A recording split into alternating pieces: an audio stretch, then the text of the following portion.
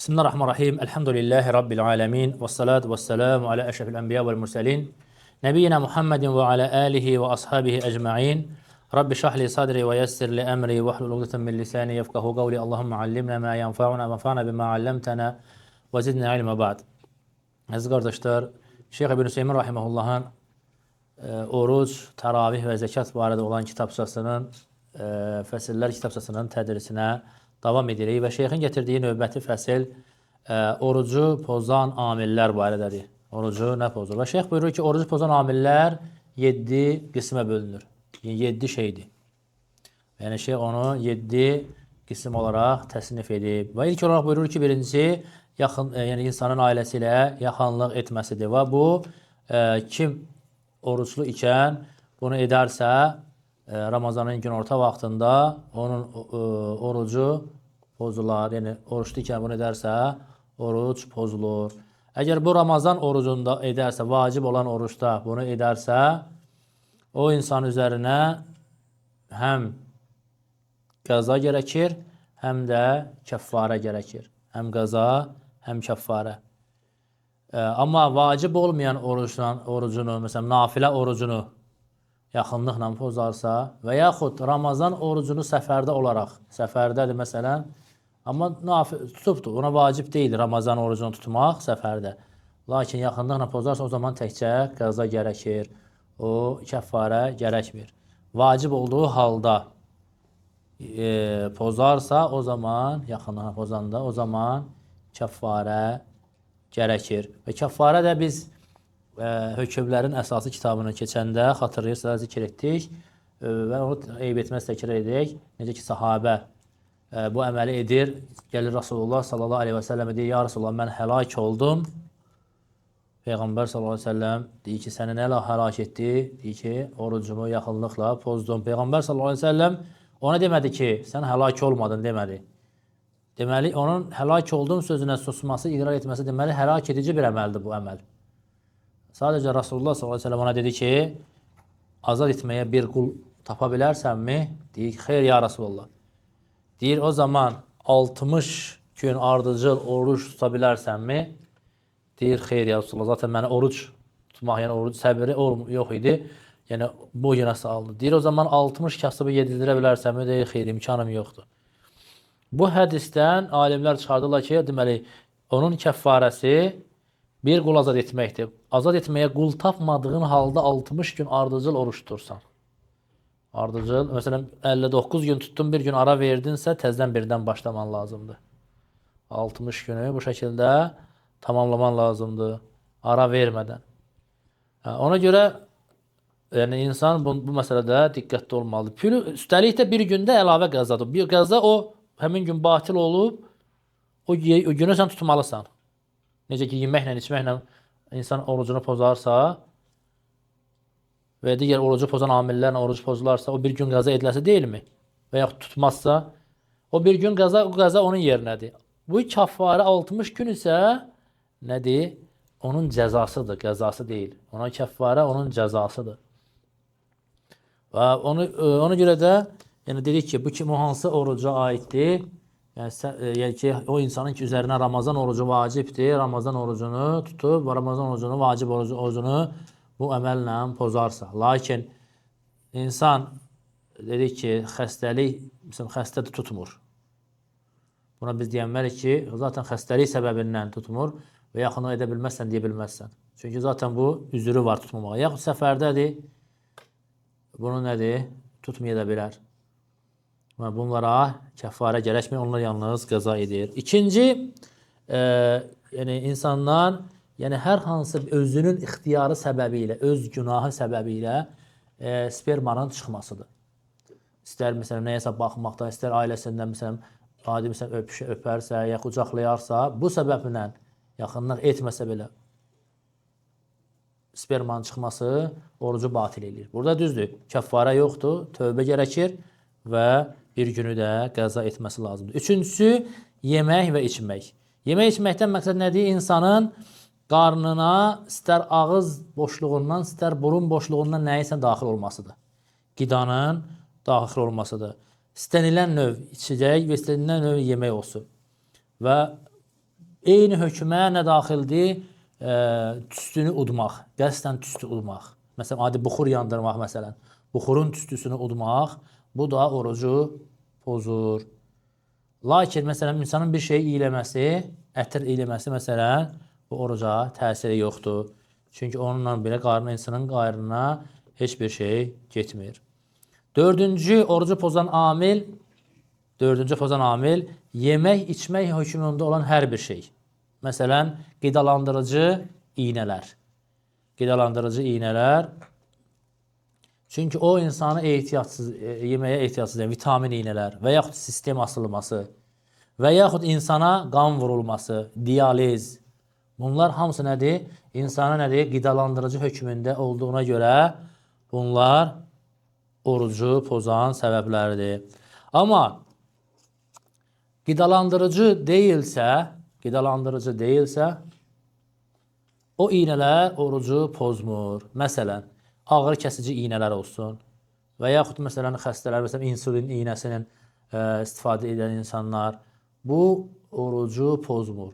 İstər bu iynələr əzəliyə vurulan iynələr olsun, istər damara vurulan iynələr olsun. Tərkibində vitamin, qidalandırıcı və s. yoxdursa, o oruca təsiri yoxdur, orucu pozmur. Və müasir məsələlərdə, məsələn, alimlər gətirirlər ki, məsələn, deyək ki, insanın mədəyə zond salması, zondun özlüyündə mədəyə salıb çıxarması bu orucu pozmur. Lakin o salanda onun ucunu yağlayırlar deyə, o yağlama səbəbilə oruc pozulur.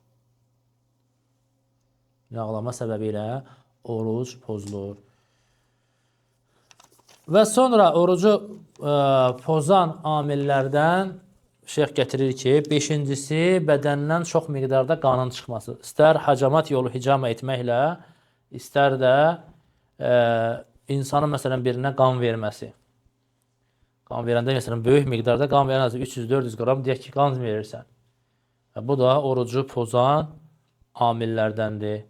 Peyğəmbər sallallahu əleyhi və səlləm buyurur ki, "Aftaral hacimu vel mahcum." Bu hədisi biz keçmişdik. Yəni hicama eləyən də, elətdirən də nədir? Orucu pozulmuşdur. Bu hədisi də izah etmişdik ki, oradan məqsəd nədir? Deməli, hacamat elətdirmək orucu pozan amillərdəndir.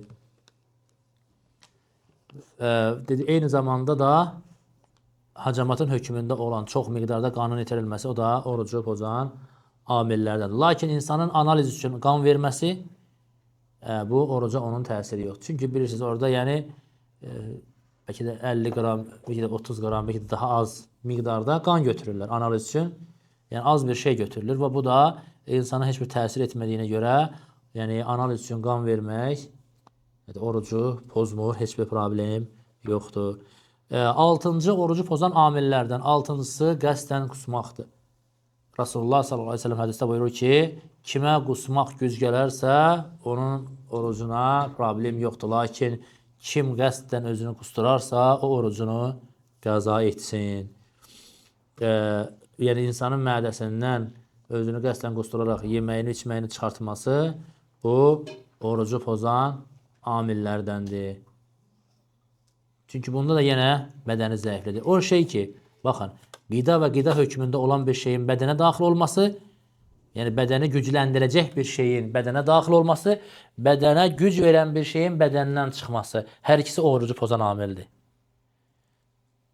Bədənə güc verən şeylərin bədənə daxil olması, yemək, içmək, qidalandırıcı iynələr, vitaminlər, sistem və yaxud bədənə qan vurulması, dializ, bunlar hamısı bədənə güc verən bir şeylərdir, orucu pozur. Eyni zamanda bədəni zəiflədəcək, hansı ki bədənin gücünü aldığı şeylərin bədəndən çıxması, insanın küllü miqdarda qan verməsi, deyək ki, hicamə ilə yaxud kiməsə qan verməsi, qusmaq, yediyin içdiyini qaytarmağındır sənin, yiyib içməyini qaytarmağın, nədir? Bədəndə olan gücü zəifləməsi deməkdir. Bunlar hamısı orucu pozan amillərdir. Və orucu pozan amillərdən 7-cisi qadınların adəti və doğuşda gələn qandır, nifasdır. Bu da orucu, yəni gələn andan artıq onun orucu avtomatik olaraq pozulur. Onların oruç tutması haramdır. Hətta iftara bir dəqiqə qalmış belə gələrsə, oruc batil olur. Həmin günü qəza etmələri lazımdır. Lakin bu amillər ki var, qardaşlar, Bu saydığımız amillərdən, yəni axırıncı istisna olmaqla, axırıncı çünki insanın öz qadınların ixtiyarında olmayan bir şeydir. Lakin digərləri hamısı insanın ixtiyarı ilədir. Qəsdən qusmaq insanın öz ixtiyarı ilədir. Deyək ki,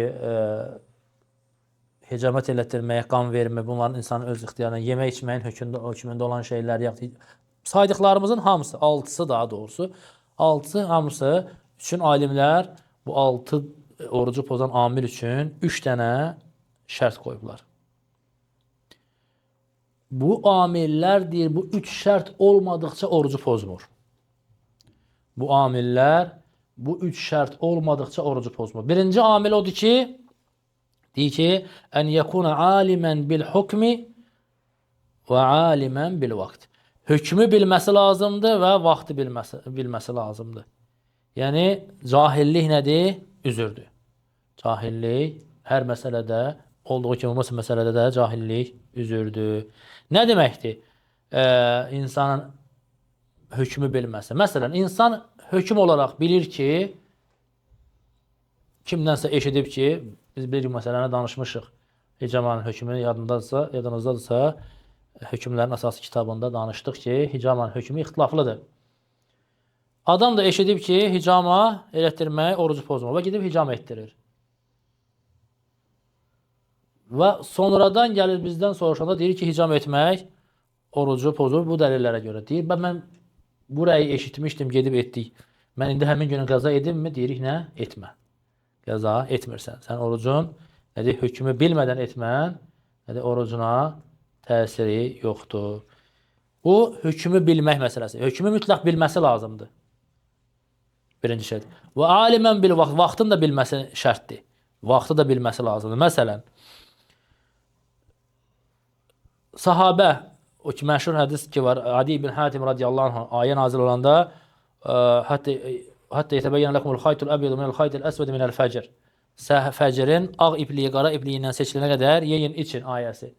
Nazil olanda sahabə yatağının ayağına 2 dənə ip bağlayır. Biri ağ, biri qara. O, onu görənə qədər başlayır yeməyə, içməyə. O, artıq hava işıqlanana qədər yiyib içirmiş. Və gəlir Peyğəmbər sallallahu aleyhi ve sellem deyəndə, Rasulullah sallallahu aleyhi ve sellem deyir ki, ondan məqsəd o deyil. Yəni ki, o iplər deyil. Məqsəd yalancı fəcrlə doğrucu fəcrin arasındakı fərqdir. Yəni, doğru fəcrin doğmasıdır. Məqsəd budur. Və baxın, Peyğəmbər sallallahu aleyhi ve sellem ona bəyan edir, lakin demir ki, sən indiyə qədər o tutduğun oruçları qəza et. Desəydi, sahabə həmin yerdə bizə nəql edərdi. Etməyibsə deməli, Rasulullah sallallahu aleyhi ve sellem ona, sahabəyə o sözü deməyib. Desəydi, sahabə bizə çatdırardı. Bu birinci şərtdir. Mütləq insan bilməsi lazımdır. Həmçinin buna dəlillərdən biri də nədir? Əsma radiyallahu anh hədisidir ki, Əsma radiyallahu anh deyir ki, biz Peyğəmbər sallallahu aleyhi və səlləmin zamanında bulutlu havada havanın qaranlığını görüb orucumuzu açdıq və az sonra günəş göründü. Bulutlar çəkildi və günəş göründü və orucumuza davam etdik. Həmən günü qəza etmirlər. Etməklərini hardan bilirik etmirlər? Qəza etsəydilər, mütləq sahabə onu bizə nəql edərdi. Rasulullah s.ə.v onlara deyərdi və sahabələr də onu bizə nəql edərdi. Belə bir şey gəlməyib. Deməli, insan, məsələn, havanın bulutlu olduğunu zənn edib, zənn edir ki, artıq gün batıb deyə zənn edib, orucunu asarsa, zənnin çoxluğuna asasən, insanlar oruçlarını asarsa, saat yoxdur, vaxtı bilə bilmədilər. O zaman onların nədir? Oruçları, sonradan bilsələr ki, biraz tez açıblar, oruçları səhiyyidir. Həmçinin sabah, zənn edir ki, hələ fəcr girməyib, yeyib, içir. Biləndə artıq baxır ki, fəcr girəndən sonra da yeyib, içib. Buna görə də nədir? Bunun orucuna təsiri yoxdur, orucu səhihdir, orucuna davam edir. Birinci şərti nədir? Sənin bu amillərin, saydığımız 6 amilin sənin orucunu batil etməsi üçün birinci şərti nədir? Bilmən lazımdır. Həm hökmü bilmən lazımdır, həm də vaxtı bilmən lazımdır. İkinci şərt odur ki, ən yəkûnə zəkiran, xatırlaması lazımdır. Xatırlayaraq etməsi lazımdır. Çünki unudaraq insan yiyib içərsə, onun orucuna təsiri yoxdur. Rasulullah sallallahu aleyhi və səlləm deyir ki, kim unudaraq yeyib içərsə, orucuna davam etsin. Çünki onu Allah yedirib içirir. Allah yedirib içirir. Deməli, insanın unudaraq yeyib içməsi ona təsiri yoxdur. İkinci şərt, deməli, həm bilməlidir, həm də xatırlamalıdır. Unudaraq yedi, yəni qarnı hətta doyandan sonra belə xatırlasa ki, bu gün Ramazan idi, mən neynədim? Nə deyirik? Deyirik ki, orucuna davam elə. Sən unudaraq yemisənsə, Allah Azza və Cəllə səni yedirib içirtdi. Bu Allahın sənə rəhmətidir. Sənin orucun səhihdir, orucuna davam et. Üçüncü şərt odur ki, öz ixtiyarı ilə etməsi lazımdır. Nədir? Üçüncü şərt, insanın öz ixtiyarı ilə etməsi lazımdır. Yəni, qeyri-ixtiyarı olan bir şey, qeyri-ixtiyarı olan, insanın ixtiyarında olmayan bir amil, orucu pozan amil, sənin orucuna təsir yoxdur. Məsələn, düşdüyün bir zalim insanların əlinə, bildilər ki, sən orucsan, din düşmənlərinin əlinə, Allah qorusun. Əlini tutdular, zorla ağzına yemək qoydular. Yaxud, məsələn, bilirlər ki, orucu pozan amillər sənə qəsdən vitamin iynəsi vurdular. Səni bağladılar, zorla vurdular. Orucuna təsiri varmı? Xeyr. Çünki öz ixtiyarınla deyil. Və yaxud Şeyx Rahiməhullah burada misallar gətirir. Məsələn, deyək ki, ikinci məsələn, deyək ki, insan ağzını yaxalayanda, dəstəmazda ağzı yaxalayanda, birdən ağızdan boğaza su qaçarsa, öz qeyri-ixtiyarı olaraq. Və yaxud göz damcısı, normalda gözün boğazla boşluğu yoxdur. Lakin bəzən olur ki, insan göz damcısını deyir ki, mən boğazımda hiss elədim. Biz deyik ki, xatırlayırsınızsa dedik ki, ağız və burun boşluğundan bir şey qəbul etmək olmaz. Həmçinin burun damcısı da bura daxildir. Burun damcısı orucu pozur.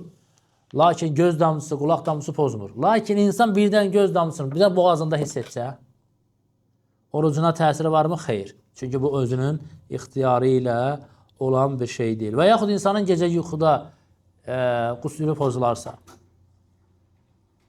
gecə yox, daha doğrusu gündüz vaxtı yatdı, qüsuru pozuldu. Orucluyken. Orucuna təsir varmı? Xeyr. Çünki o öz ixtiyarı ilə olan bir şey deyil. Və həmçinin orucu pozmayan digər amilləri şeyxdə axırda zikr edir ki, məsələn, misvak istifadə etmək orucu pozmur. Əksinə, misvakdan istifadə etmək orucluyken sünnətdir. İstər bu səhər olsun, istər gün ortadan sonra da olsa fərq etmir. Hər bir vaxtda, günün hər hansı bir vaxtında misvak istifadə etmək sünnətdir.